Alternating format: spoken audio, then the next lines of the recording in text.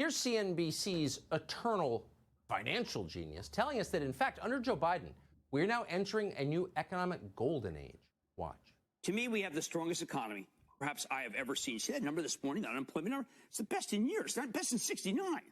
We have all spotted the endless help wanted signs, the housing and apartment shortages, the tremendous demand for goods and services, a marvel to behold. Oh, people are confident about their jobs. I say fantastic. And the ability to even get better ones if they want to. They're spending more than I've ever seen, but they're doing it with cash, not on credit. They're doing so in a roaring 20s style. Imagine believing that. That was Jim Cramer of CNBC. So we see that tape. How should we feel about Jim Cramer's assessment of our economy? Well, it may be a little bit early to apply for a foreign passport, but it's not a good sign, not at all. It was Jim Cramer, you'll remember, who told you to buy Bear Stearns a few days before it disappeared completely. Should I be worried about Bear Stearns in terms of liquidity and get my money out of there? No, no, no.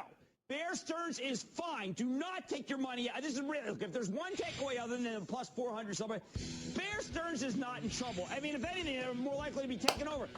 Don't move your money from Bear. That's just being silly. Don't be silly. Bear Stearns is not in trouble. No, no, no. Bear Stearns is fine. Do not take your money out. That's what he said right before the crash. Now, in a normal country with a functioning meritocracy, anyone who said something like that would no longer be touting stocks on television. He'd be cleaning your pool, assuming he could muster the skills to do that. And yet there he is, the same man, still televised, a living testament to our leader's suicidal tendency to reward failure. Or consider Andrew Ross Sorkin. His bosses consider... Guys, Jim Cramer's totally in the right here. I mean, I don't know how you can see it any other way. You look at the lines... They tell you a pretty promising story. I mean, freaking, you've got inflation rates basically as good as they've ever been. November's rates were as low as 6.8% year over year. It's comparable to 1982, but that's not important, right? Because we don't really care about the numbers of 1982, do we? Right? 1982, the inflation was 6.16%. Mortgage rates were 16% or so. Back in 2019, looking at about 4%, even lower now. That's, don't even think about it, right? Jim Cramer's on the right here. I think that this freaking Tucker guy has no idea what he's talking about. Margin debt, what's that? It's nothing. That's people buying with cash, baby. That's people dumping stacks of freaking cash into the market. That's why margin debt's as high as it's ever been. Obviously. Guys, what you just watched was a pretty interesting piece with Jim Cramer and Tucker, right? Basically what happened here is Jim Cramer a couple days ago came out and said, look, the economy is as strong as it's ever been. Look at all the demand for jobs. Look at all the people buying things with cash. Look at the supply chain shortages. Look at the chip shortages. Look at how much things are booming. It's the roaring 20s all over again. But we all know what followed after the 20s, and that was a depression. And I don't know if that's what you're going to see here in the very near future. But what I will tell you is it feels like that song. We always play this in my Discord.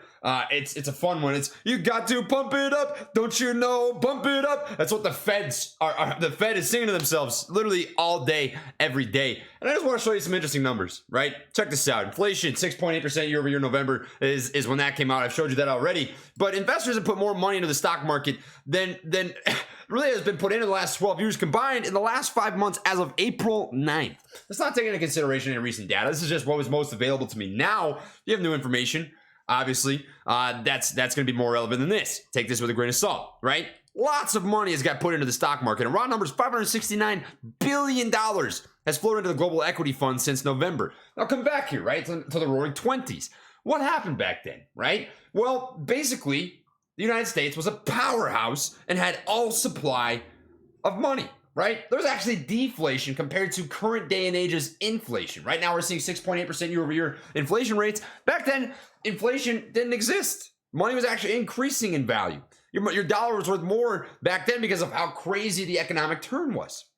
But in a different way, right? What you're watching happen right now is pretty eerily similar because there is so much demand for jobs. There is so much demand for the stock market. There is so much demand for consuming things, right? But I wouldn't argue it's with cash. I'd argue a lot of this is inflated cash, i.e. recently printed money. We've all known this statistic, right? 40% of US dollars in existence as of May 22nd, 2021 were printed in the last 12 months, right? Is America repeating the same mistake of 1921? Interesting enough that we just talked about this, right? We all know what's happening here. Margin debt. Insane amounts of margin debt, right? You've also got an insane amount of money that's recently been printed. And this is reflecting in the way that you're watching consumers in the economy and the market pretend like it's doing something. I mean, to me, this is just the biggest red flag you could possibly ask for. And the only downside is you don't know when it's going to happen, right? It's pretty wild. $10 trillion in 2020's economic stimulus package by the Federal Reserve. And probably the most scary thing that I was able to dig up here is this, right? Jokes set aside, back in 1982, when inflation was as high as it was, 6.16%, what did you see across the mortgage fixed interest rates, right? 30-year fixed rate mortgages, annual averages, 16%. And yet, what do we see now, right? Well, back in 2019, about to drop an arrow. This would bring you around that 5-6% range. But even now, frick, my mortgage is like 3.5%. It was 3.5%, right? Let's just look at mortgage rates right now. Let's just pull up a freaking random mortgage rates. It's cheap. It's cheap to own a home. It's cheap to get cash. It's cheap to be able to leverage cash. They say cash is king, and all this is massive amounts of debt that's being pushed into the economy on a day-to-day basis. So why talk about this, right? What's the moral of the story here? Well, if I ever seen a dead cat, first off, it would probably be Jim Cramer. I think anytime this guy's saying he sees a strong economy, that is like the black swan that you're waiting for to basically say, hey, look, yep, this is probably the time that I should start watching what's happening on a day-to-day basis, because it is a little intimidating, right? Telling people to buy Bear Stearns a couple days before it essentially evaporated. Basically got pissed into the shadow realm by the dong of God. He decided that was dead cat land. And here he is again, right? Tucker said this guy'd probably be cleaning pools. I don't know how this guy's giving advice. I'm sure he's got some calls, right? You shoot a dart at a board 100 times. Eventually you're going to hit the board, right? But nonetheless, this isn't even a ding on Jim Cramer as much as awareness to the situation. This is what I'm really concerned about. Interest rates, 30-year fixed rate mortgages, inflation. Look at all this stuff. To me, it feels like a repeat of the roaring 20s of 2008, this massive euphoria that nobody seems to be paying attention to, or perhaps that nobody seems to want to deliver the message of. It's scary stuff. Inflation is not transitory. The money that printed was not transitory. That will exist forever, right? People taking on these debts, not transitory. Margin debt, right? When the hammer falls, and eventually it will, people are probably going to get hurt, man. Some scary stuff. That's what I've got for this video. Hey, but I'll tell you what. You know what a good hedge is? Popcorn stock. No, I'm playing. I'm not here to tell you what to do. You guys do your own thing. Not financial advice as always. Much love as always. Light taps. Peace.